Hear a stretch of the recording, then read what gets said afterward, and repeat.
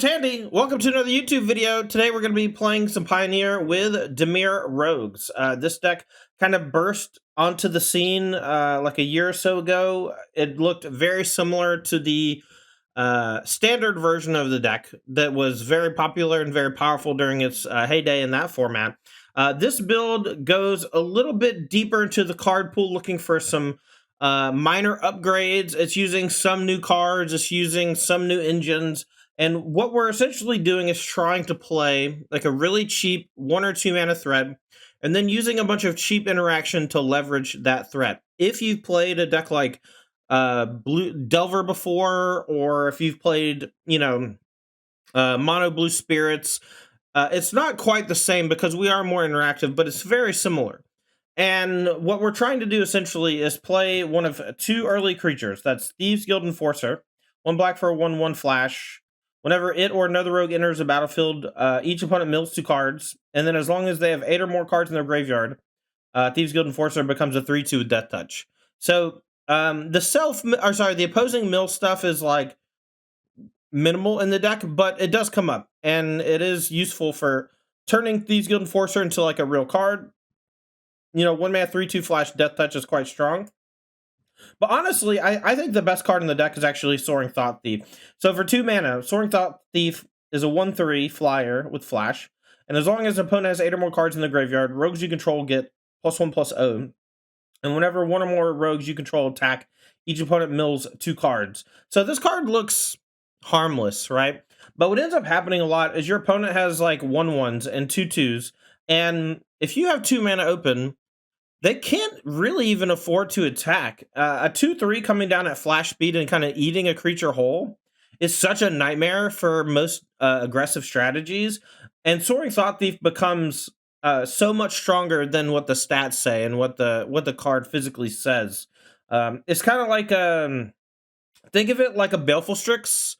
Like it can come down, it plays defense, but the true nature of it is that it draws a card, and your opponent doesn't really want to trade a card with it because it drew a card. And it's more of like the threat of the trade or the threat of the cast is the draw of the card. And that's kind of what we're leaning into here. So these 2 early rogues mill your opponent a little bit so you can turn on Drown in the Lock. So Drown in the Lock, 2 mana instant, choose 1.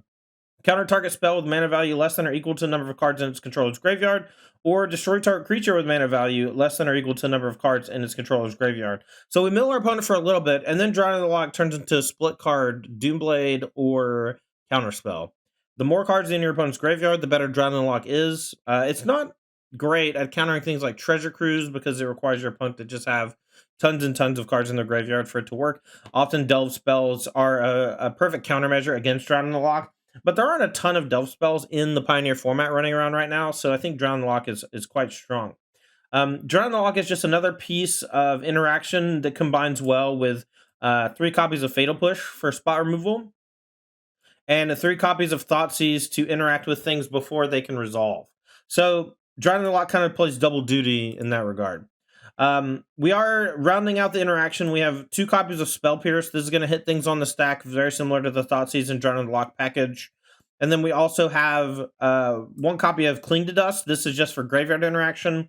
Once the games go long enough, we can use it as like a mini draw engine, and we can mill our opponent a bunch, so it's pretty easy to turn on.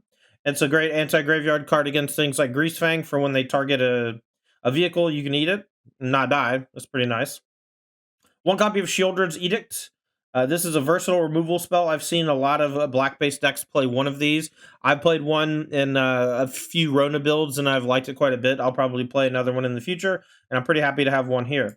As we move past the 1 and the 2 drops, you're going to start to see cards that are a little bit better on their own, or they put the rest of the deck into overdrive. So first and foremost, Kaido Shizuki is a 3 mana blue-black planeswalker, 3 loyalty, and he says that at the beginning of your end step, if you cast it this turn, he phases out. So the +1 to draw a card, and then if you discard a card unless you attack this turn. So you want to be a little bit aggressive with this so you can turn this into a draw engine. You have a -2 that creates a 1/1 ninja that can't be blocked. And then you have a -7 that lets you whenever a creature you control deals combat damage to a player, search your library for a blue or black creature card, put it on the battlefield, then shuffle. So most of the time you're going to go get Shieldred or Zersan, right? But the ultimate doesn't come up too often. But this is mostly just a loot slash draw engine. Very strong. One copy of Nighthawk Scavenger to kind of help the threats out. I've actually been really impressed with Nighthawk Scavenger. I thought it looked really good, and I think in general, I think more rogue decks should be playing this card, and I think that fewer people should be blocking with this card. I noticed many people were trading with it to gain some life when it was like a 6 power lifelinker, and I feel like if they had just tried to turn the corner in the sky, things would have gone much worse for me. And so I think the trick is just using Nighthawk Scavenger lifelink to the best that you can. 2 copies of Brazen Bar. This is a fairy rogue. Petty Theft allows you to interact with your opponent by bouncing a permanent, and then it has a 3/1 flash flying body on the other side of the adventure. Brazen Bar, one of the stronger cards in Pioneer, sees a lot of play. Once we get past 3, we're starting to get into some really heavy hitters. So let's go one by one. So Jace Perfected Mind can count as a 3-drop. So we'll start there. So 2 blue and a Phyrexian blue for 5 loyalty completed. So if you pay life, it comes in with 3 loyalty. +1 until your next turn. Up to 1 creature gets -3 power. Essentially invalidating in combat. Very strong against things like mono white where they need training to happen. You can strike one guy and then training gets turned off basically. -2, target player mills 3 cards. Then if a graveyard has 20 or more cards in it, you draw 3 cards. Otherwise, you draw a card. So -2 is kind of just draw a card. It's not that bad. And once the graveyard gets really, really full, though, you might be able to draw 3. 2 copies of Shieldred the Apocalypse. While this has very little synergy with the rest of the deck, it does gain you a lot of life for drawing cards, which we do a decent amount of, and punishes your opponent for drawing cards, which people tend to do a lot of. Shieldred the Apocalypse, just an incredible threat. Very little reason to talk about why it's in the deck other than it's just pretty good. Just a pretty good card. Zerasan the Trickster, 3 blue-black for a 4/4 flash. Spend 4 mana and return an unblocked attacking rogue you control to its owner's hand. So it's kind of like ninjutsu for rogues. Put Zerasan from your hand onto the battlefield tapped and attacking. And then when he deals combat damage to a player, you may put target permanent cards from that player's graveyard onto the battlefield under your control. So I like that this has flash. Sometimes when you have 5 mana, your opponent says go. You play end of turn Zerasan, you untap. You clear out 1 blocker, you attack with Zerasan, and you get a free card out of the graveyard. That's pretty incredible, honestly. But the ninjutsu thing where you're returning a Soaring Thought Thief or a Death Touch Thieves Guild Enforcer, those are going to be the instances where you just crush your opponent. And I think Zerasan is a nice one of in the deck for doing exactly that. It's just not really something people can play around too well. And when it connects, it's just gangbusters. But you don't want to play too many because drawing 2 of them is pretty bad. Last but not least, 2 copies of Into the Story. 7 mana, instant, draw 4 cards, but it costs 3 less to cast if an opponent has 7 or more cards in their graveyard. So, nice little draw spell whenever our engine is going. Obviously, it's a little expensive, but we're pushing towards that end game slowly over time with interaction in our mill plan. This is the main deck. The mana base is pretty straightforward. 2-color mana bases are generally very strong because you get to play a decent amount of basics and utility lands, and your mana is not stretched thin at all. So we see Pathways, Watery Graves, Darkslick Shores because we're low to the ground. We also have a couple of spell lands with Agadeem's Awakening to bring back, Thieves Guild, Soaring Thought Thief, and either Brazen Bar or Scavenger. We can also play 1 Gerard Disruption as a piece of interaction that doubles as a land from when we're trying to hit to the late game into the stories and Zerasans and Shieldreds. 2 copies of the Hive of the Eye Tyrant, aggressive land that works nicely to help close games, as well as eat the graveyard. 1 copy of Hall the Storm Giants, similar to the Hive of the Eye Tyrant, but a bit bigger and a bit stronger later in the game. I'm not sure that you want to play this card in this deck. It is pretty expensive to activate. I actually really like Hive because I feel like we are low to the ground, whereas Hall the Storm Giant lends itself more to the control decks running around, like blue-white, because they can play Supreme Verdicts and things of that nature. Sideboard, 1 copy of Brazen Bar to complement the 2 in the main. 2 copies of Mystical Dispute. This is going to be excellent against the blue decks in the format trying to interact with you. It's great against the mirror match. It's great against mono blue spirits as well. 1 Negate and 1 Disdainful Stroke. These are going to be your kind of catch-all counter spells coming in against slower decks. Third Shield of the Apocalypse is mostly for aggro. One Ritual of Soot, as well as 2 Extinction events. This is going to be our sweepers to help clean things up. Nighthawk Scavenger, 2 more of these to help out against aggro. We're doing that with the Shield Red to essentially increase our threat density, but also to give us threats that are just better in those matchups. I think 2 Nighthawk and Shield Red combo coming in is excellent. A great way to get Brazen Barrer and Jace out of the deck whenever we're playing against a matchup where those are a little too slow. 2 copies of Ray of Enfeeblement. This is great against White Weenie, but it's mostly for Greasefang. 1 more Clean to Dusk, mostly for graveyard decks. It can come in against Control, though, to give you a mana sink outlet later in the game. And then last but not least, 1 copy of Unlicensed Hearse as extra graveyard protection on top of the 2 Clean to Dust. This is Dimir Rogues. Let's play the league. All right, this hand looks excellent. We have a nice little curve. Thieves Guild can come down, turn on John the Lock. Really like this hand.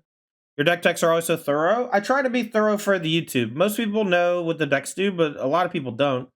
And so I try to give it my best. Plus, it's also a great way for me to just learn the decks and stuff, right? I will start off with Hive since it plays either. And we can push Recruitment Officer. I don't think many people play Brave the Elements anymore, so I'd rather maybe hit the 2-drop. So my goal here is to trade with Thieves Guild if I can. If they play Thalia, I have to trade with Thieves Guild. If they play something else, I might push this, but I doubt it. All right, so we'll play this and trade. It's not going to get a whole lot better than trading in this matchup. So we'll get a little bit of a Milski whenever it enters the battlefield. That'll maybe turn on Drown the Lock to be a real removal spell. We'll use... ooh, Gobacon's nice. So I'll probably go for Fatal Push on this Thalia that's about to come down. Where's Udido? I wish that I was playing it. I probably should be, because it's new and awesome. But the problem is that I'm just copy-pasting lists, and I don't have that much experience with the archetypes myself, so... If you want to play the Fairy Masterminds over the Jaces, I think that that's where the change came from. But the Jaces allow you to kind of morph into a almost control strategy. I will just push the Thalian response. I don't want to trade push for Dauntless Bodyguard. If they have Brave the Elements here, that's fine. 2 manas, whatever.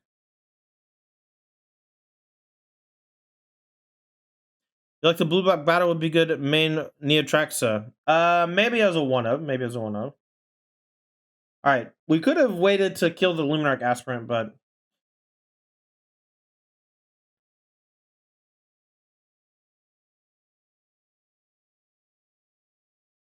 Alright, we'll just say go. If they go for a counter on Luminarch, we'll eat it. If they go for a counter on Bodyguard, maybe we'll drown it.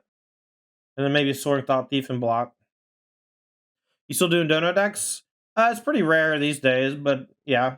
Technically, yes. Still doing Dono decks.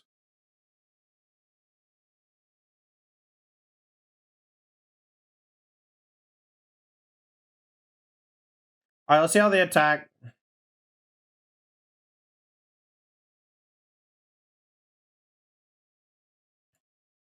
I'm gonna go for a kill on the Mutavault over the Bodyguard. If we get hit by a Brave the Elements there, that's just bad luck, because they've already shown us Gobakon, so I'm just like not gonna play around it at all. Next turn we can go Drown plus Soaring Thought Thief. I haven't really done a Dono deck in a while, and it's very disruptive to the process, but obviously I like money. Alright, we'll wait 1 more turn. We'll go Soaring Thought Thief plus Drown Lock here. And then next turn we play Shield Red and kind of brick wall their squad. Maybe we should just play Shield Red. I have a feeling they have Brutal though.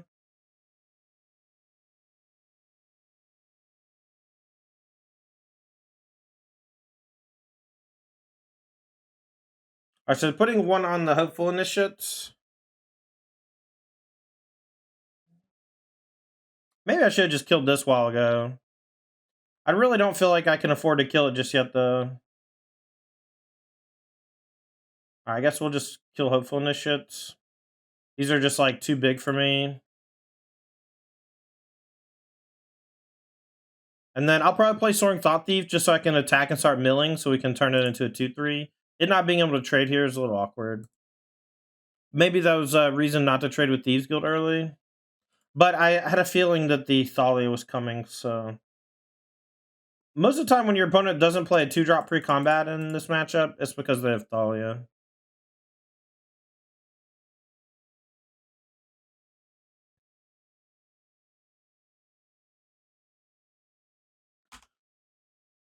Alright, we're gonna mill just to get up to 8. We're gonna... If they have the Brutocathar for the Shieldred, we're gonna take a little bit of damage. But now we turn this on. We can maybe turn the corner with the Hives if they don't have a Brutocathar here. But Brutocathar is likely their last card. Oh, it's just Thalia. Perfect. Hey, Tandy, what do you think would be the best POW decks for NRG this weekend? Mono Green and Rakdos and the Ledger Shredder Rona deck. Those are my 3 picks. I think that many of them are just good. Alright, so do we attack? Will they do any blocking? Alright, so let's attack with both. And then they'll do some blocking, and then maybe we'll play another Shieldred. But we have Hive to trade if they don't take it. Or if they do take it. We can take 3 from the Thalia. We're still so high on life. And then they're at 8, facing down a ton of pressure. And it drops blue-white for spirits.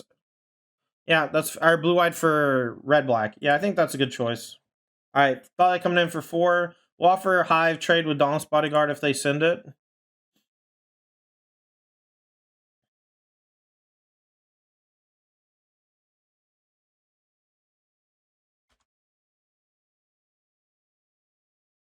And we do have the backup Shieldred, so even if they do have the Brutocathar now, I think we're okay. And the reason why I'm trading is because we're kind of leveraging the attack power of Shieldred here. Petty Theft's okay. I guess so. I can't go for lethal because of the Castle Ardenvale, so let's just attack with both, and then we'll go Brazen Bower to bounce the Thalia at some point.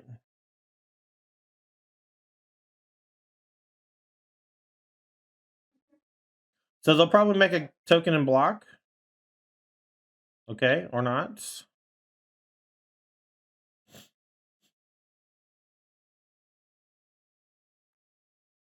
I didn't really want to do the Borrower because they have this. The fact that they're blocking here, maybe it's Beseiju. Okay, so if Beseiju, we'll just play a post-combat Shielder. That's fine.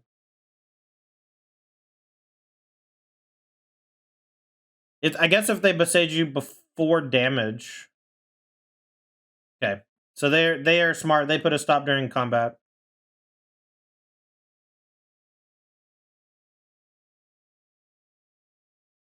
All right, we'll just drown them with this Shieldred.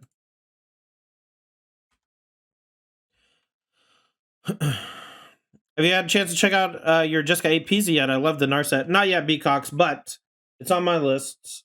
I have too many things to test. But I do think the new Narset is good. But I don't know that it necessarily needs to be an 8 Peasy, but I do think it's good. I do think it's really, really strong.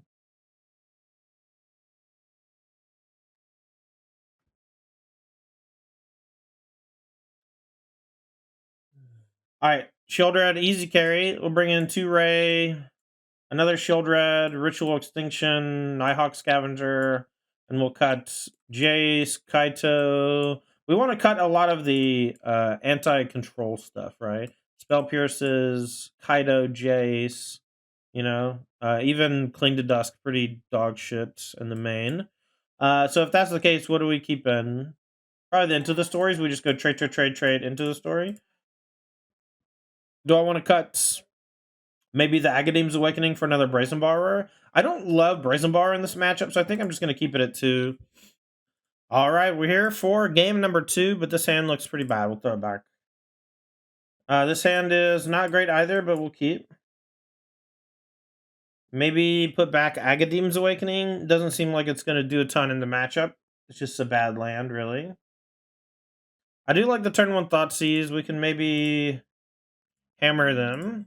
Now, maybe I should keep Agadeem's because we're a little flooded. And if I draw a couple more lands, I'm going to wish that one of them was Agadeem.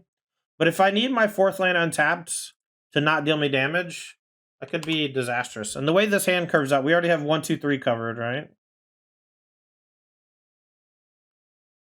I'm gonna say go. I kind of want to Thoughtseize. Actually, I'm gonna Thoughtseize. Probably Adeline.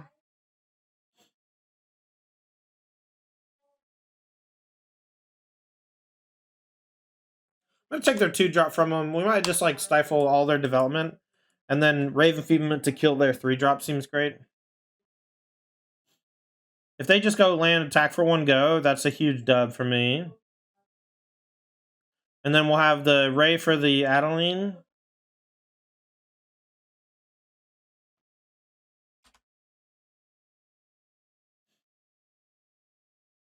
So this doesn't have Death Touch until they have 8 cards in the graveyard, so keep that in mind. You thought this was Breach the Multiverse? Unfortunately not.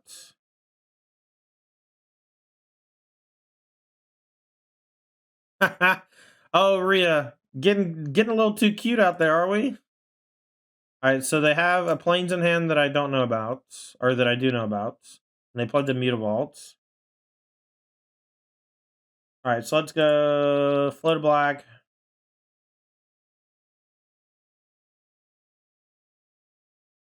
Ray this down. Go ahead and play Thieves Guild Enforcer.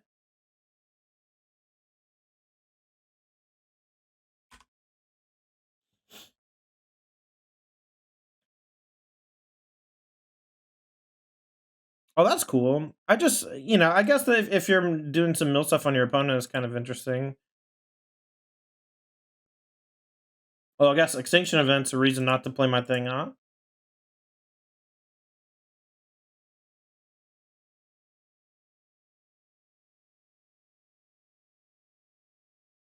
Yeah, probably Superfly. I think Rogues is great. Alright, so Copper Code Vanguard. Each human has Ward 1. So we can't bounce Mutavaults. 2 evens. So we can bounce the Hopeful. Let's let this resolve. Then we'll EE on even and get the Copper Code and the Luminarch. They'll probably put it on the Hopeful and we'll just bounce it.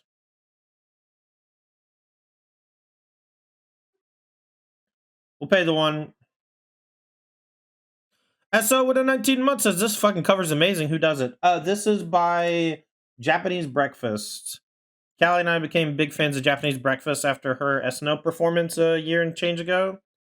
And we've been in love with her music ever since.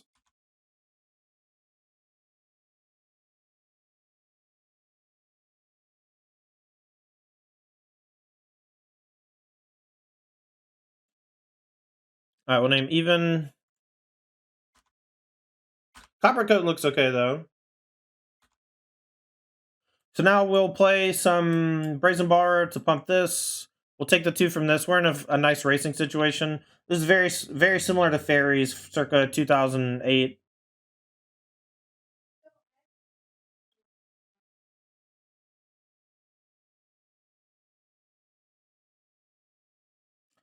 It's actually really hard to find the Japanese Breakfast SNL performance. It was taken off of YouTube for, I guess, copyright strike or something, which is really strange to me.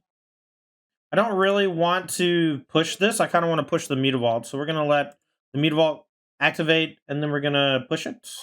It's going to be 5. This is 7.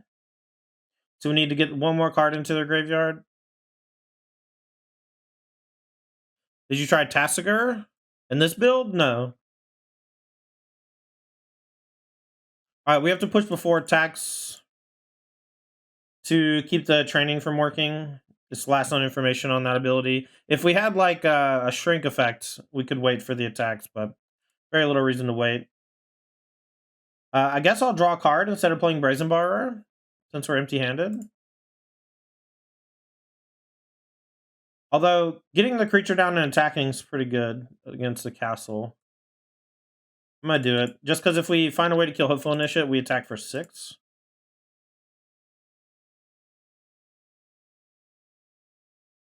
Alright, that's pretty good. So let's go petty theft this, and then recast the brazen bar to get the mill, and then that'll deal extra damage. And now they're facing lethal with a forced trade on the Thieves Guild. Oh wait, no, I'm wrong. Not yet. So two times in the air with brazen bar should do it. We have this to block. We should be in great shape.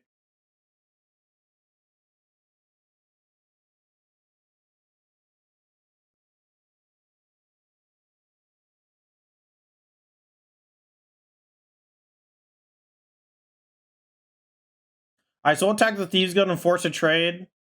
I guess it's not forcing a trade, but it puts them in a spot where they need to trade with Recruitment Officer, and then that makes Hopeful Initiative worse.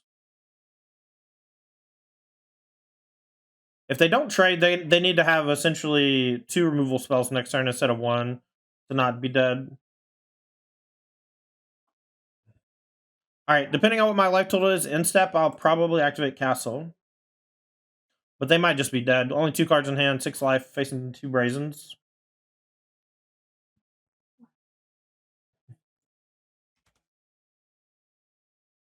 Alright, 1 out. Easy. Another 1 lander. Ooh, Agadeem's is a 2 lander. No blue though. I'll throw it back. Alright, this hand's pretty good. We'll keep. Let's see. Fabled Passage looks like the worst land of the bunch. Setting up my own graveyard doesn't really matter, except for Fatal Push. Thoughtseize, Thing in the Ice, and a bunch of draw spells. We have multiple removal spells, so let's just take Consider. Back on Thing in the Ice, eh? How much upgraded mana did you get with Mom, in your opinion? I think that the Pelucranoses are outrageously good. Is it weird that I want to counter this? I want to counter this, and then they play Thing in the Ice. We untap, we Shizuki minus. And then it's like very hard for them to do anything. But I think just going Edict your Thing in the Ice, untap, play Kaito is better. Alright, so we neither drew spell. They have a second Spire Bluff played. So we know 3 of their 5 cards. Opt, Odawar, Steam Vents. Alright, each opponent sacrifices a non-token creature.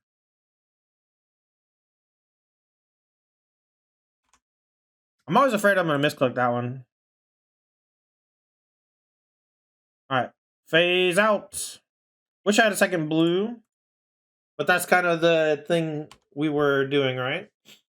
We could have played Takanuma first and then went blue on Clearwater, blue on Clearwater. Maybe we should have. But I wanted to save the Takanuma in case we drew 2 lands in a row.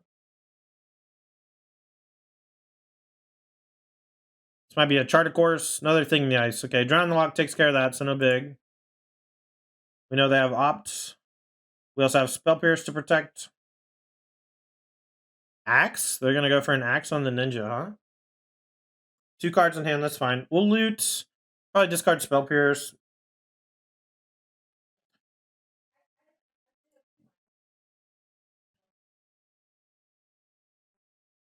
Oh, no, we know they have Opt. Okay, we know they have Opt in hand.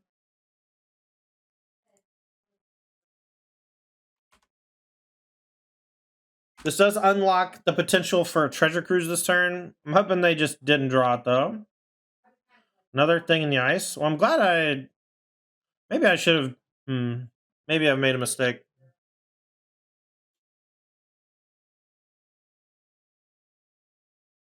Fairy Mastermind would be Buku's in this deck.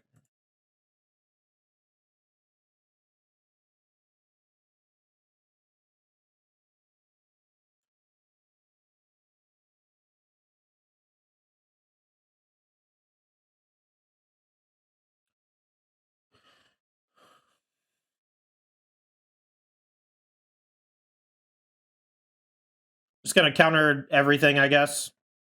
I'll probably make a 1-1 with this.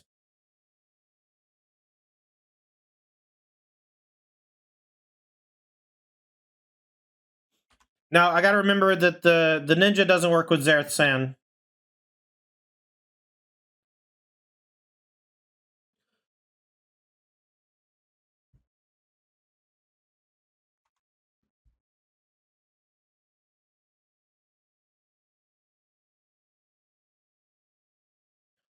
All right, so they played a ton of just draw effects. They considered a temporal trespass to the graveyard, even though they could have just taken a time walk. That shows like some real discipline, I guess. You know, you really need a board presence for a time walk to be good. Otherwise, you just eat your graveyard for essentially no value. That's fine. Let's draw a discard. Dark Slick. We'll play Zerasan. I hope they don't have a deal 5. Since it has flash, we can get it in there and then attack and then take away their thing in the ice. Hopefully they don't have main deck Mystical Disputes.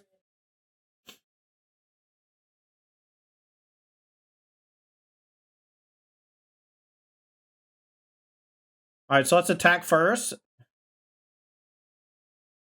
Zerasan's such a powerful card, man. I remember playing this for the first time back in Standard. It was unbelievable. Alright, Thing in the Ice seems like a good pickup here. It's just a blocker. Yeah, no, it's both, right? You put it back into play, it's not a token. I guess even if it was a token, it would still work. Thought Thief's okay. Just a 2/3 flyer for 2, which is good. Here comes Phoenix. I think I'll trade Soaring Thought Thief for it.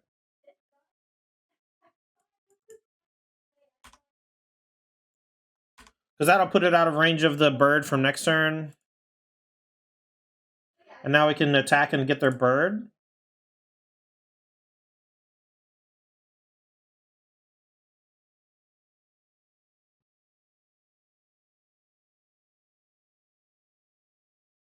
Draw a card. Jace Perfected Mind. We'll minus on myself. I don't want to mill them much.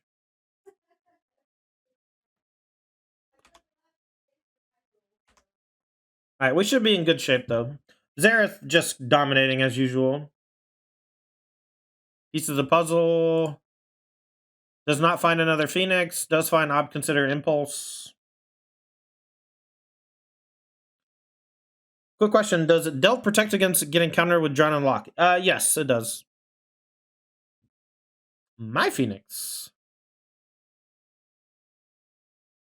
So we know they have Opt in hand. Alright. So this matchup, I think we want to Cling to Dust. I think we want some Extinction Events. I don't want Borrow or Nycot Scavenger. Kind of want Mystical Disputes as well. Let's see.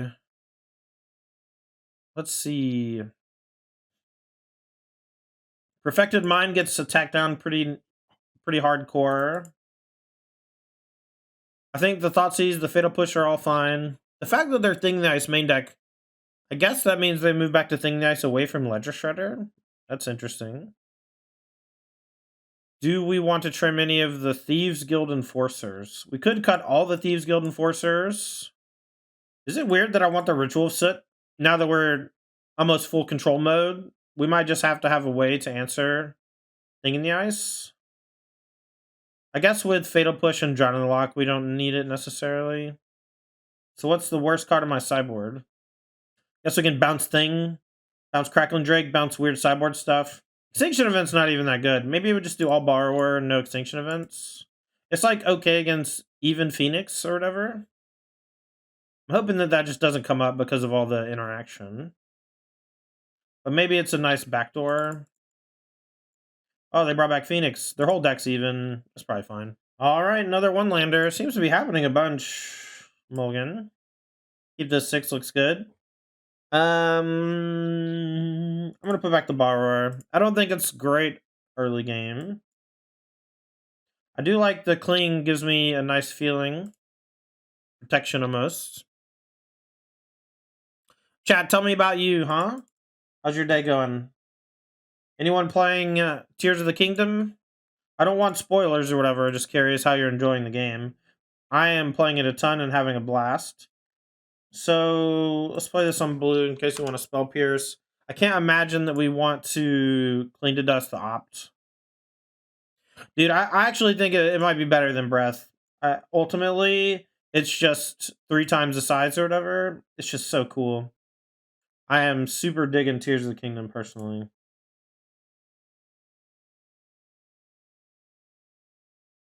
You don't even know this game?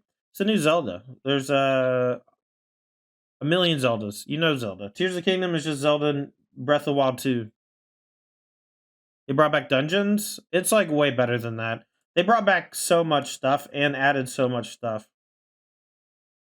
All right, let's cling just a cycle and keep their graveyard low. Keeping the graveyard low doesn't matter a ton. It makes drown actually worse. But I think that's fine because we can keep their treasure cruises offline for a little while. Nice, J-Core. That sounds fun.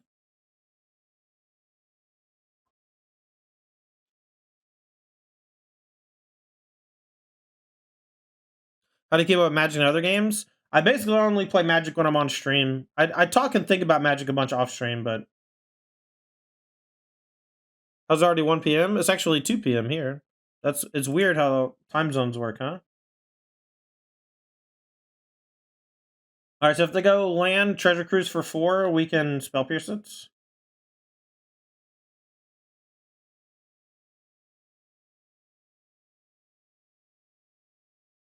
All right, if they have mystical dispute back, that's okay. There's not a lot we can do here. We didn't have another blue source.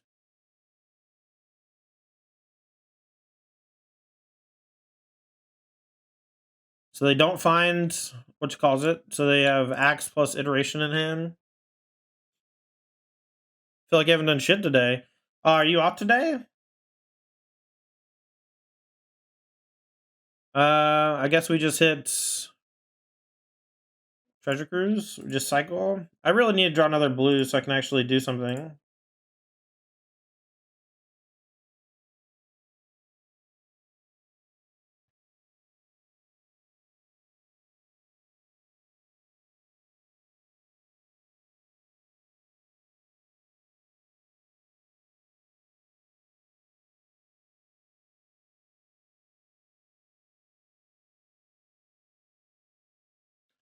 Okay, I guess it's just double cruise coming. We'll just dispute 1, I guess. Maybe we just let it all happen. Draw 6 up to 11. Let's just let them draw up to 11. They got to discard 3 or 4 cards.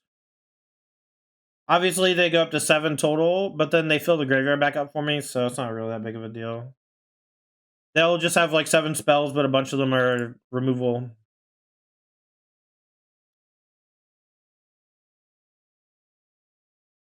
Feeling on that, Timbo. Okay, so one of the treasure cruise gets negated here by having to discard down to 3. That's fine since we didn't have much to do anyway. Discard 2 Phoenix. All right. So we can double drown. I'm just going to play this tapped. So we're going to kind of fight over the Phoenixes, and then we're going to extinction event them.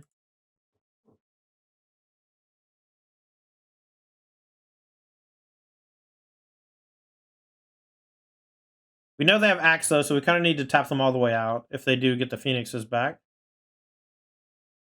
This needs what, 4 to exile, 5 to exile. So we're not that close to hitting the iteration, but once we can, it'll be nice. Hitting the Phoenix to gain life is also okay, but we have the extinction event to hopefully do that.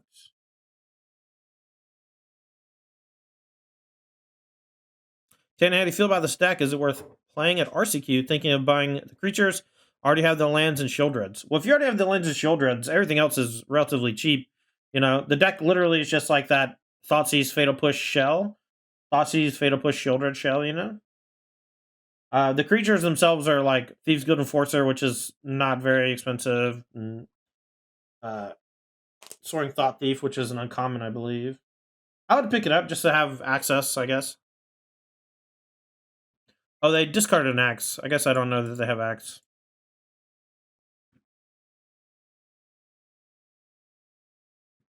All right, they have chosen to pass the turn. Discard Temporal Trespass. All right. Not going to attack with the Hive. I think that's pretty bad. We might play the Thought Thief here, but I kind of want to hold it. I guess we can just push towards having 5 cards in graveyard for Cling to Dust to eat a Phoenix or the Galvanic. Do you not go play in Paper F&M Tandy? Very rarely, Vitamin, but I do sometimes. Okay.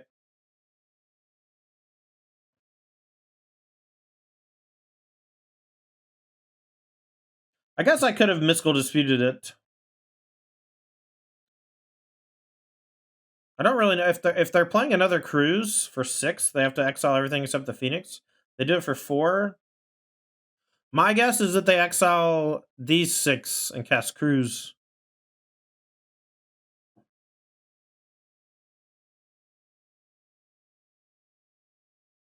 Alright, I think we're just gonna deck them, chat. I think that's the goal now.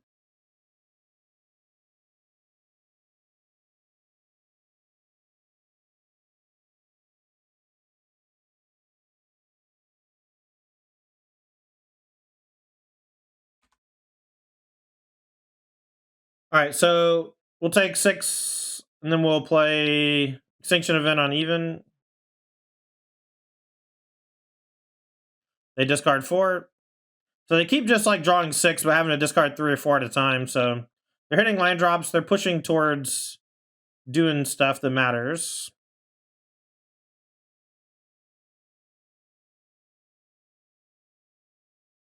Even Steven, see ya.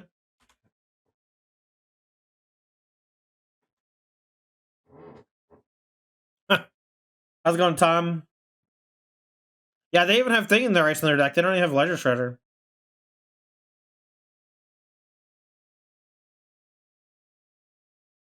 Galvanic Iteration. Let's go for Drown and Lock on this one, I guess.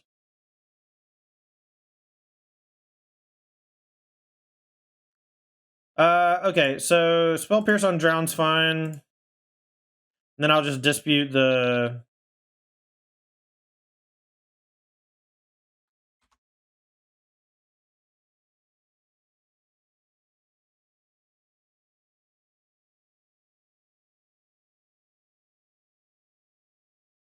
Alright, so they're going to chart, discard, what, Phoenix, bring it back, attack for 3. So we can drown and then maybe attack and eat it, but it's probably going to die. Guess we can drown it and then hit it with the Clean to Dust from the graveyard.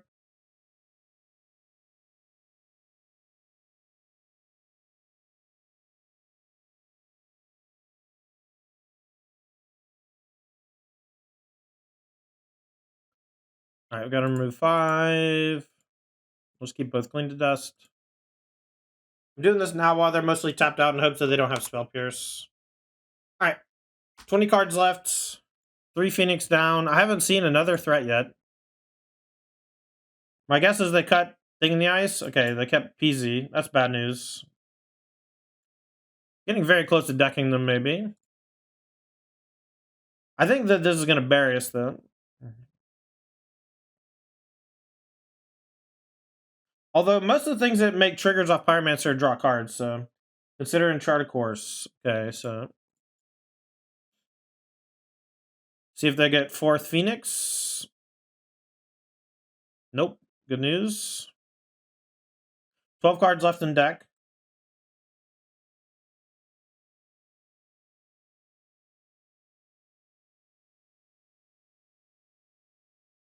Should have left open Castle Lockthwain to bluff, I guess.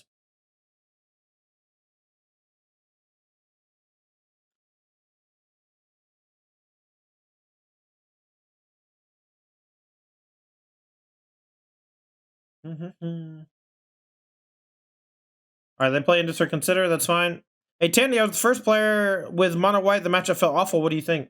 Yeah, I think Soaring Thought Thief is really troublesome for you. Overall, though, I mean, is what it is. Alright, we'll go ahead and play this while they're tapped out, just to have a blocker while they can't Mystical Disputes.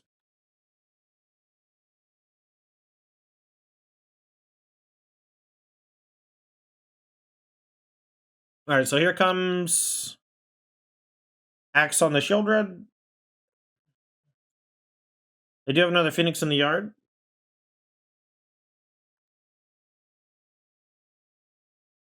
Oof. I guess now I need to draw another Extinction event. Stony, thanks for the follow. So few cards left in deck.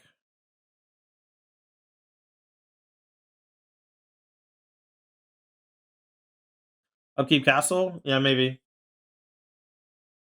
Get 2 looks at it. I think we need it to win. They might have a counterspell anyway. Oh, they have a spell person in hand, so I can't. I gotta just naturally draw it. Oh, I got 1 out. Emergency downtime in an hour? That sucks. And their shit is just getting blown up, huh? Take a look at their hand, make sure there's no card there that I don't know about.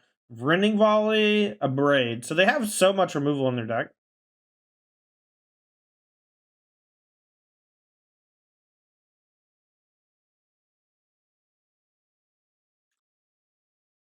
That would have been cool if we had drawn that instead of Thoughtseize the other way. Okay, so if they're just like all in on removal, maybe Jace Perfectomine is nuts.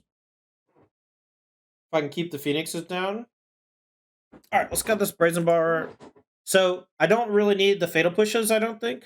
They showed me their whole deck, and it was literally 1 Young Pyromancer and 4 Arclight Phoenix.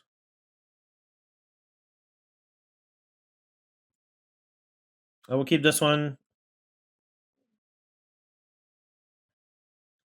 Alright, so they have Trespass, a bunch of counter spells. I think we just take Mystical Disputes.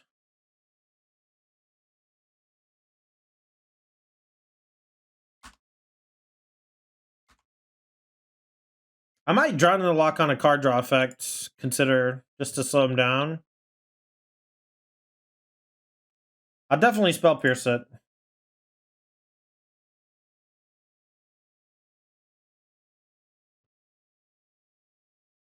Actually, maybe I'll drown it, and then I can Spell Pierce a 3-drop later.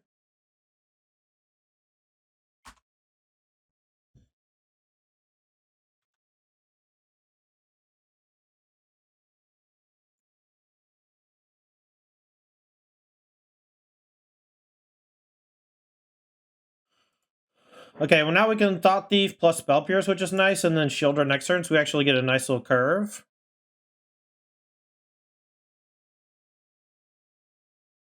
My guess is they play Spikefield this turn, unless they drew pieces, in which case they'll probably play pieces. Okay, so they play Steam Vents.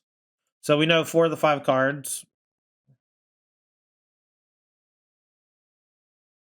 I guess I just hope that one of their last 2 cards isn't Disdainful Stroke.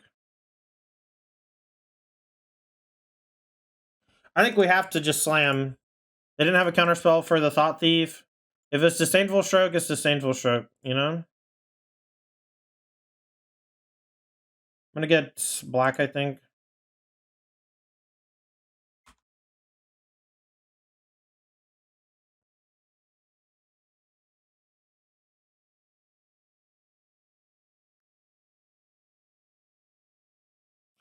Well, Shieldred, do your thing, girl. Here comes the PZ. We have the perfect answer for it. Spikefield doesn't do much.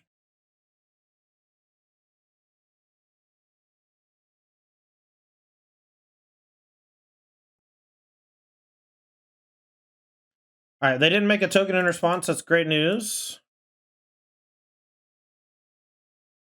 We're pushing them towards the Trespass, but the Trespass doesn't do much without help. We're going to hold on to the Agademes because it can be a way to get back this, maybe? Maybe not. We might want to play around a Pierce or a Mystical Dispute in a minute. Alright, so they're going down to 6, or going down to 10, and then we have Pierce for Time Walk, if that's what they go for. Opt is fine. Spikefield plays a land. Good call. Okay, so we know they have Riverglide, Trespass Phoenix, and 2 randoms.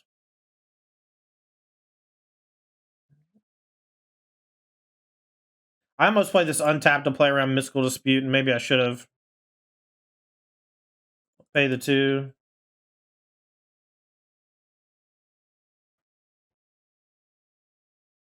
Maybe I should have. I actually think maybe I should have played around Mystical Dispute. Well, this hand's weird. We'll keep. Opponent's on Urian. It's a pretty good hand against a Urian deck, I think, as long as we draw some lands. Darksley Shore's a nice land. Ah, thanks, parallelograms. Side Norna says you Roxors. Side Norna, you Roxors my Soxors. I haven't heard that in so long. Nylia's Presence. Raro. So it's old what you calls it? Old Enigmatics. I wonder. I wonder if I should just like play Jace next turn. Couldn't be me, Jay Shimer. I kind of want to bounce this for tempo. So this is a weird one, but it's not really about card advantage. It's about board advantage, and that actually just makes their other thing way worse. I think I'm gonna play Jace and draw a card. Although I guess we can Zerasan maybe.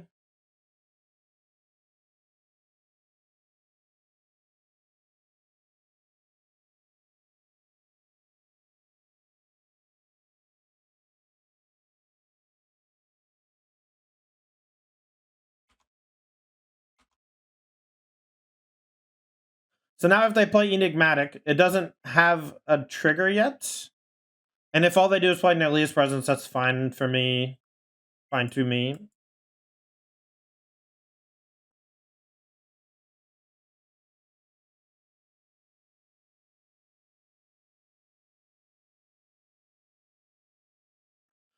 Shieldred doesn't feel that great because of things like Chain to the Rocks.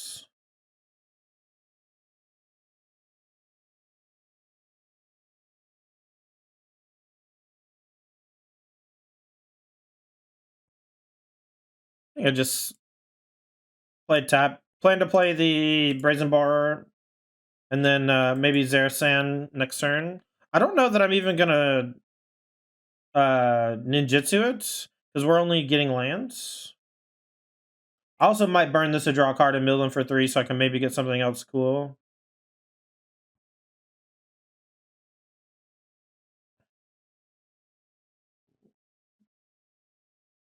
So this is probably just going to be a value 3/2.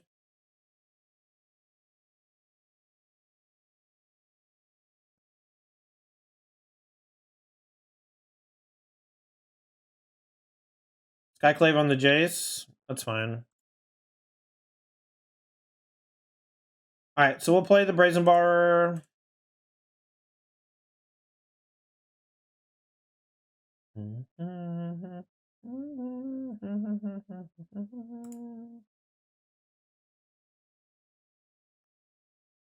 Alright, so maybe we just get back to Nylia's Presence.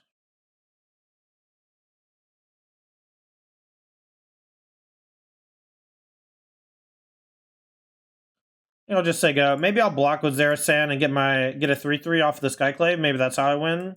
Pressure them that way.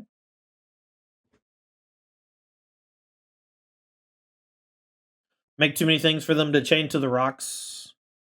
Maybe the Enigmatic is bad. Although the token's not that big of a deal. They chain the token, and then Enigmatic lets them sack chain to go get a 2-drop. I don't know what 2-drops I'm really that afraid of, though. Next turn, we can Shoulder plus Edict. This deck goes, like, way over the top of us. I can bounce this if I need to, like, turn off the ability for a turn. 5 mana. Elishnorn Mummy.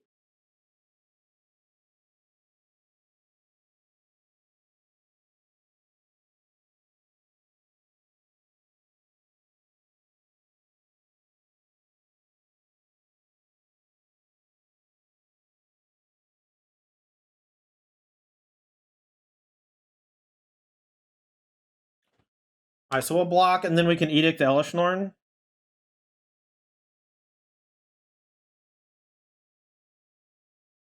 Well, I guess we get hit with old Leyline Binding. Very cool. Guess there's not a ton we can do about that. We're getting hit by that no matter when we do it.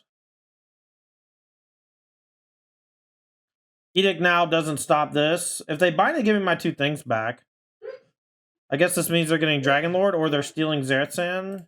All bad, all bad. You win, you win. Alright, Mystical Disputes, Brazen Bars, Stroke Negate.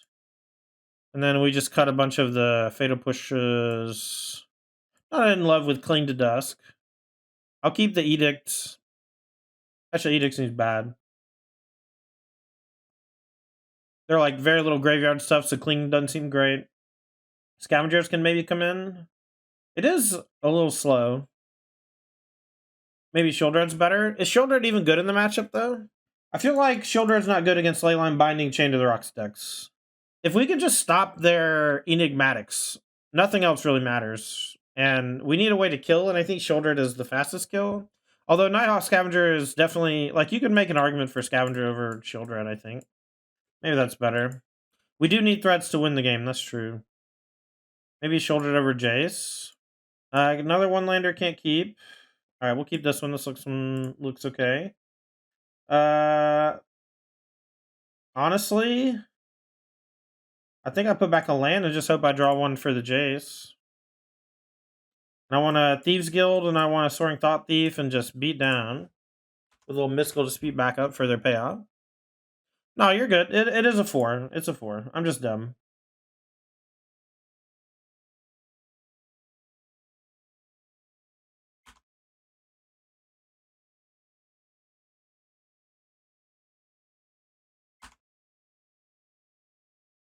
Milled over their Traxa. We might be able to mill over like most of their payoffs here. I wonder if I should have played Fable so I could guarantee a Jace next turn.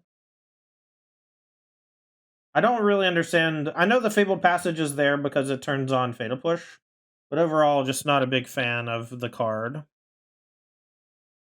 Jetmere Gardens. When I was a young boy, we went to Jetmere Gardens to watch the Knicks play. Ah, Rending Volley. Okay, untap land, please. What a fucking bummer, huh? What a just a stone cold bummer of a land, Fabled Passages, every time. Should you not have 2-drop main? What does it do? What does main phasing it do?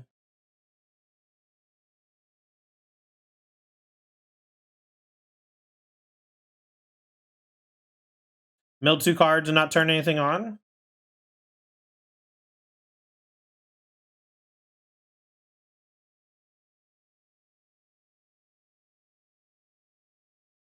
Do I play this 4-3?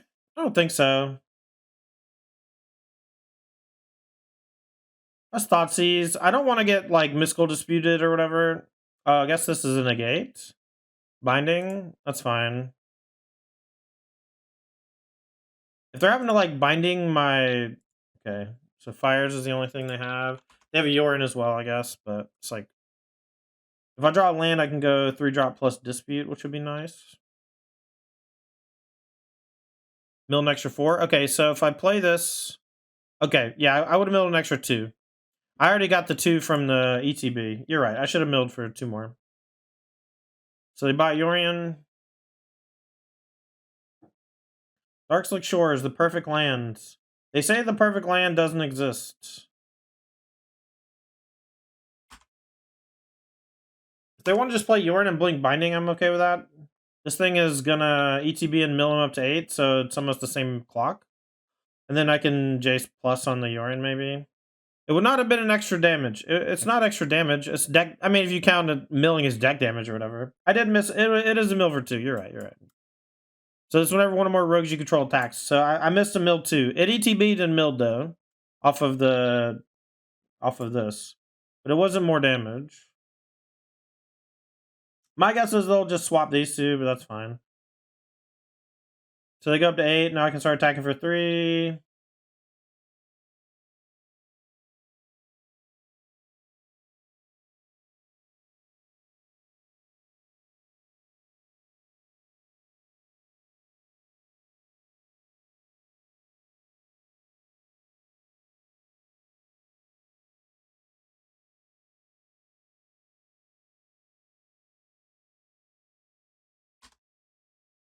Well, milling two more could have turned on the things faster. Could have turned on into the story faster. So I understand. They were right. I should have played a pre-combat. I just don't have much else to do on two. And missing a mill two in that spot can reduce the strength of some of my cards.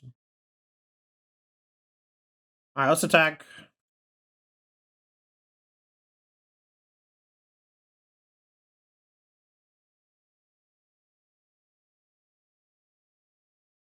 Borbergmos. Borbergmos and Fimbletham sighting in the wild chats. Well, we have a dispute or a pierce for like a 6 or a 7 drop. But like the odds of them casting something like that and this catching them is pretty low. I could have held up both and not played the scavenger, but I thought shrinking this and the attacking could be good. Oh no. Blue card? Can't be countered, huh? Man, can't be countered. What even is the point of Magic the Gathering? Like why even print cards that say a thing if you make other cards that completely negate the thing, you know? All right, so let's go. Let's see. I can mill them for 12. Deck damage. Autism doesn't do much. All right, I'm going to shrink the Yorn and attack. Justice, yeah. Man, having game pieces interact with each other that don't work right is great. It's awesome. I don't know, man. I guess like you have to put protections in, but like I play blue decks a decent amount, and the number of things that can't be countered is honestly just makes me never want to play counter spells. And I think that that's a huge misstep as far as like, you know, just gameplay patterns are concerned, you know? Like why even make counter spells if you have a bunch of like can't be countered, I would say enigmatic. They can verdict if they want.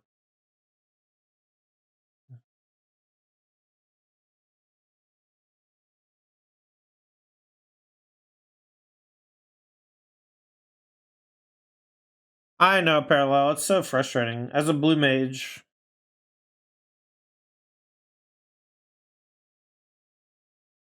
oh, it gains indestructible until end of turn. Yeah, that's probably good. First, this hand probably not keepable, but I'm going to keep it anyway. We're trying to speed run the rest of the league because downtime starts in 30 minutes. I do think Fairy Mastermind's probably better than Jace in the deck. I think that's a pretty clean swap that I would make almost immediately after the league's over. The Jaces in the main feel okay, not great. And the Fairy Masterminds really impressed me playing against them, so keep that in mind. Would you run Jason in the sideboard? It's probably fine in the sideboard. Another Spikefield Hazard deck. If this is mono red, our hand's good. If it's Phoenix, our hand is bad. Phoenix is traditionally very good at handling creatures. Thought Thief coming down this turn no matter what, probably. You like Big Kaito on the board over Jace? What's Big Kaito do? Oh, the new one? Alright, let's see if this resolves. They shocked with the Steam Vent, so it's probably just like Consider or whatever. This also could not be Phoenix. It could be just like, is it Pyromancer or just some is it deck? Could be Creativity. So we'll go ahead and play the Thought Thief. We don't want to assume too much about our opponent's deck before we know more. Now, attacking with the Thought Thief could turn on Fire Impulse, so we got to keep that in mind. All right, so here comes the deal 3 thing, probably. Volcanic Spites, okay. I do think Big Kaido is cool. That one's got a ton of abilities, right? And the fact that you can just like activate them multiple times is cool. Tatsuju, Impulse Fable, Shark Typhoon. Of these, Fable is the one that's going to be the scariest next turn, so we'll just take that one. It's just always Fable. We'll play Takanuma first when we play Shieldred. I want to save the Otawar for as long as I can. Otawar is a nice counter to their creativity. So they have to play Riverglide on red if they want a chance to creativity over the next 2 turns. My guess is they'll creativity for one, or they'll cycle Shark Typhoon here. And I kind of just have to fade it for one turn. I'm hoping I get the Zerasan back a Shark Typhoon. That'd be cool.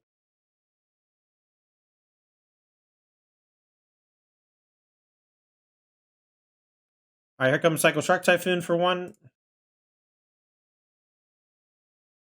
Alright, so now they have Secrets of the Key, Fire Impulse, and now 3 randoms. What do they accrue TV to in Pioneer? In Pioneer, they go for one of two things. Some versions play Torrential Gearhulk and Magma Opus. This is not that build. Some builds push for World Spine Worm and Xenaghost. That is this build. More than likely. Some builds have leaned into Atraxa.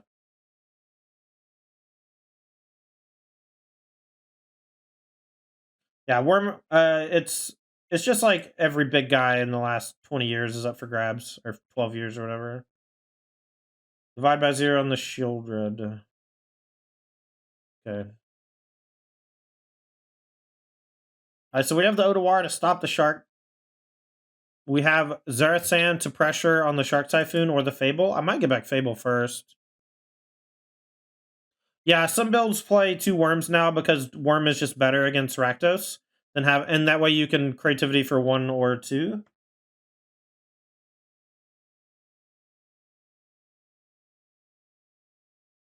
I wonder if they have it, they will probably go for it here. They have Fire Impulse and a random. So if they have creativity, they'll go here, here.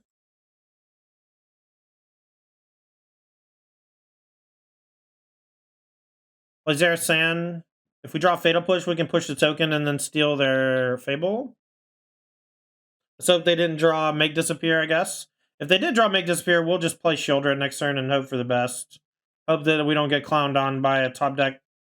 I've always been partial to the Terror of the Peaks build. I'm not, because X equals 1 is not scary. X equals 2 is pretty scary.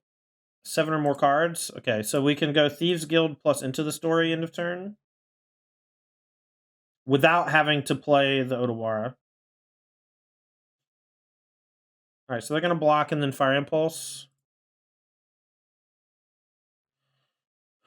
Maybe I should have bounced the token. That was bad.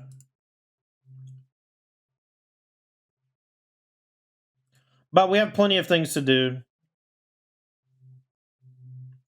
And now they're light on targets for creativity if they should draw it. Unless they drew another Shark Typhoon. That'd be brutal. Okay, Secrets of the Key is fine. And so now we have Otawara to bounce. I think I just let creativity resolve, right? And then when they get Worm plus Xenaghost, I just bounce Worm. If it's 2 worms, they'll get a worm no matter what I bounce. But if I let this resolve and then bounce the worm, I think that's net better in general. Alright, nothing. So let's go Thieves Guild into draw 4. And then we'll untap and play Shieldred. Maybe. Maybe I'll just sit on this. Why are you 99% sure? If I'm not sure, how are you sure? Because they have Divide by 0? I think Divide's just been a card people have been adding into the deck because of the loot effect. Crack a Clue makes sense.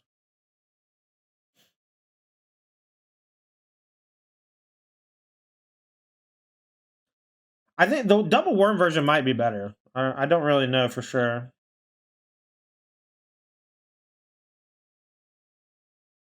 Alright, so we'll attack for 3. And now I can play a land and I can play Drown. I'm just gonna not play anything. I'm just gonna say go. We can Thought Thief, we can Drown, we can Jawari, we can Otawara. We can Drown plus Otawara, I think that's huge.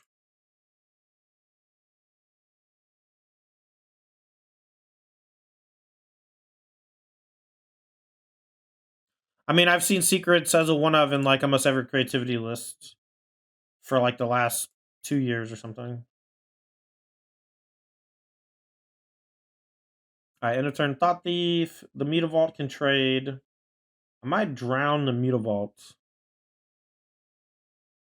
Maybe not though. I don't want to just like run headfirst into another Shark Typhoon. Alright, so they are the Atraxa build, so you were right. Good call.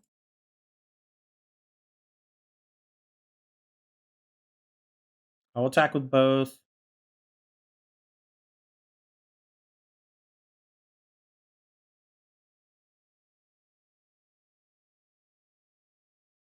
Build over 3 good ones. I don't think I've played a land yet.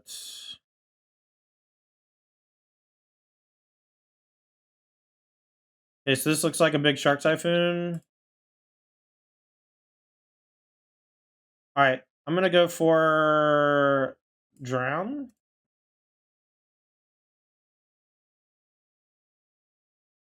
Now with Odawara to protect, I can't imagine us dying next turn.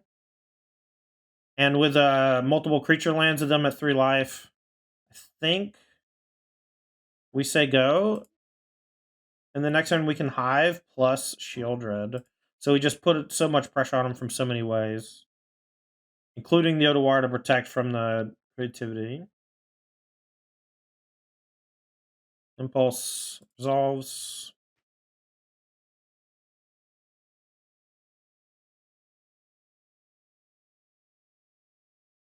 Okay, so negate, disdainful stroke, mystical dispute, borrower, Shieldred, all good.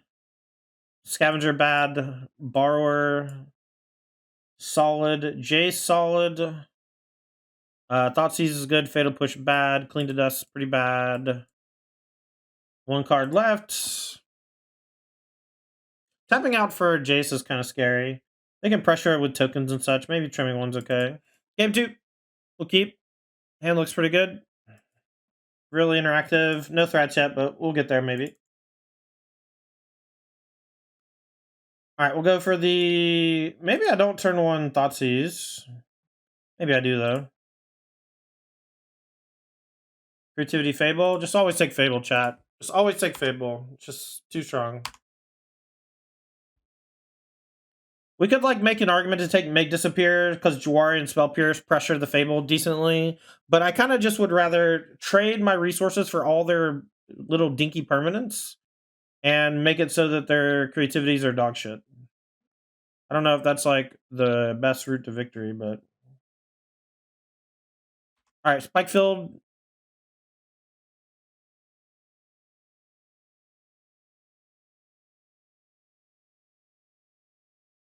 Wonder if I should have just taken Make Disappear so that they're more incentivized to just jam shit. Maybe that's it. Maybe we just take the card that dictates our opponent's interaction and like leverage our position based on that. Like now, if they just sit back and hit all their land drops, that just makes these a lot worse.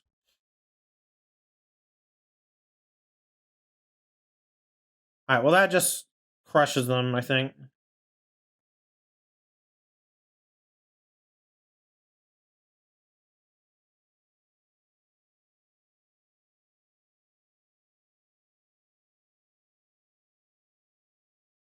See if they go for removal here. Running volley, it's fine. Can't do nothing about that. All right, let's go for black. If I draw a land untapped, we can go Shoulder plus Dispute. I don't hate that. All right, well, let's just go Thoughtseize. Might play Jawari as a land, hold up Pierce Disputes. Okay, I'll pay 2.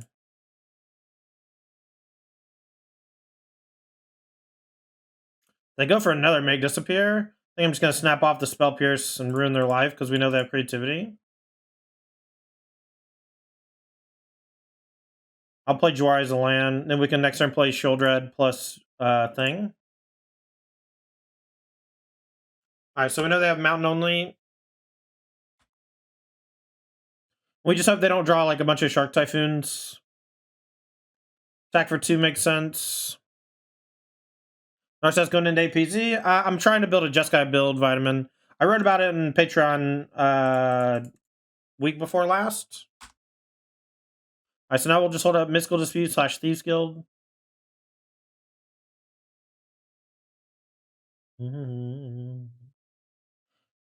Certainly do.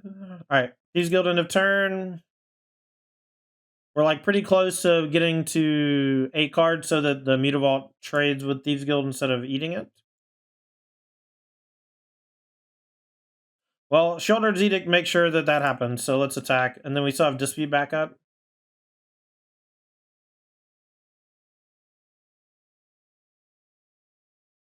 Even if they counter the Sheoldred's Edicts, this will grow, so... The smart play from them, if I attack with this, is to maybe just not animate this. Because it's just 2 more damage if they animate. Because I'm like only doing this if I can 100% kill it or put a card in the graveyard somehow. So maybe activate, hope that it's another Thieves Guild or a Soaring Thought Thief, maybe. Each opponent sacks a non-token.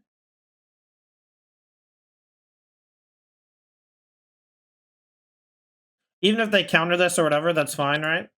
So now they're going to take 7 down to 9. I'm going to dispute this. I just want to keep the pressure up. If they have a counterspell back, that's not a big deal. So they're going to take 7 down to 9. They're going to take 2 more down to 7. They have no food for creativity, and they're under the gun from the Sheoldred. So I think we're in great shape. Okay, so after playing some matches with the deck, my first thought comes to Jace, the Perfected Mind. This 3-mana Planeswalker acts as a draw engine. It can stall your opponent's creatures from attacking. That doesn't really work that well in this deck, honestly. The mill 3 and then draw card is fine, but I'm not even sold that that's better than the static of Fairy Mastermind. I think the static of Fairy Mastermind is going to aggressively give you more cards, not only from just your opponent's natural play, but sometimes your opponent draws a card with a treasure cruise or whatever, and that's just a free card for you. And you don't even have to activate the ability. I'm not sold on the Jace. I think that these should definitely just be Fairy Mastermind. Everything else in the deck felt great. This is one of the first times I've played Rogues in a long time, and the build felt clean. I like how low to the ground it is. If we cut the Jaces for Fairy Mastermind, I think that we probably want to try to get 1 or 2 copies of Urtai Resurrected into the deck. I think that Fairy Mastermind offsetting the card draw from Urtai is incredible. And we might even want to play stuff like Baleful Mastery, things of that nature. But overall, really enjoying the deck. I like the play patterns. I think that they're really interesting, and they give you a lot of freedom in how you sequence. I'm not sold on 3 copies of Thoughtseize and Fatal Push. I get why they're shrunk, because Drown in the Lot kind of compensates for either's holes in their game plan. The package of Thieves Guild Enforcer and Soaring Thought Thief felt a little bit worse without more cheap creatures to turn on the Thieves Guild Enforcer's ability. And then that doesn't turn on the Thought Thief, right? And so the more things like Jace Perfected Mind you play, the worse that your actual rogue package becomes. And so I think that just that swap is pretty clean. This for Fairy Mastermind. As for the sideboard, I think Ritual of Soot is pretty bad because we have cheap creatures that we want to side in, or that we can't side them all out. I think Thought Thief is great. I would like to just play 2 or 3 Extinction Events and no Ritual of Soots. The 2 more Nighthall Scavengers and Shoulder package for the aggro matchup seems awesome. I liked keeping that. I would love another Rave Enfeeblement. I would like to change the 1 Cling to Dust in the sideboard to a 2nd Unlicensed Hearse. And I would like to cut the 3rd Brazen Bar from the sideboard for a 3rd Mystical Dispute or 2nd Negate. And that's basically where I'm at. I would also cut the Fabled Passage and just play any other land that enters untapped. Any land that can enter untapped. Even something like Water, what's it called? Underground River. Something that enters untapped and doesn't deal any damage. I would play a basic Swamp. I would play an Island. Fabled Passage obviously turns on Fatal Push, but with just 3, I don't think it's that worthwhile. And when it enters tapped on turns 1, 2, or 3, it is a disaster. So this is it. Thanks for hanging. Hit the like button and follow or whatever on your way out. We appreciate you. I'm Tandy, and I'll see you next time.